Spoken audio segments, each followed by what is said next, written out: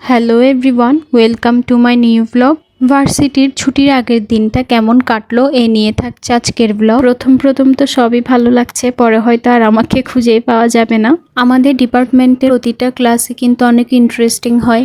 আজ আমাদের first class ছিল ফান্ডামেন্টাল আর্ট নিয়ে। ক্লাসে লাইন ডিজাইন করা হচ্ছিল, সবাই অনেক ব্যস্ত যার যার ডিজাইন নিয়ে। বৃষ্টি হওয়ার আগের মুহূর্তটাতে পরিবেশ কেমন জানি শীতল রূপ ধারণ করে থাকে। আজ আমাদের ডট ডিজাইন নিয়ে কিছু হোমওয়ার্ক ছিল এবং প্রতিটা কাজই না সবার অনেক বেশি সুন্দর হয়েছিল। দেন আমরা যাচ্ছিলাম নেক্সট ক্লাসের জন্য। আমাদের নেক্সট ক্লাস ছিল টেক্সটাইল ফাইবার নিয়ে। ক্লাস শেষ করে গিয়েছিলাম ক্যান্টিনে। জানো, আমাদের ক্যান্টিনে না অনলি 60 টাকা দিয়ে চিকেন বিরিয়ানি পাওয়া যায়, যদিও টেস্ট তেমন একটা ভালো না, তাও মোটামুটি ভালোই আছে। দেন দুপুরে লাঞ্চ শেষ করে আমরা গিয়েছিলাম কম্পিউটার ল্যাবে। আজকে আমাদের কম্পিউটার স্টাডিজ ক্লাস ছিল। যদিও আগে আমি কম্পিউটার কোর্স শেষ করেছিলাম, তাই ফার্স্টের গুলো আমার কাছে একটু ইজি লাগছিল। দেন আমরা ক্লাস শেষ করে কিছু পিকচার এবং ভিডিও ক্লিক নিচ্ছিলাম, সাথে অনেক আড্ডা দিয়েছিলাম সেদিন। সবাই ছুটির বন্ধে যে যার নিজ বাড়ি যাওয়ার প্ল্যানে ঘুরছে। ক্লাসে কিছু টুকিটাকি জিনিস কেনার জন্য আমরা যাচ্ছিলাম এলিট পেপার দোকানে।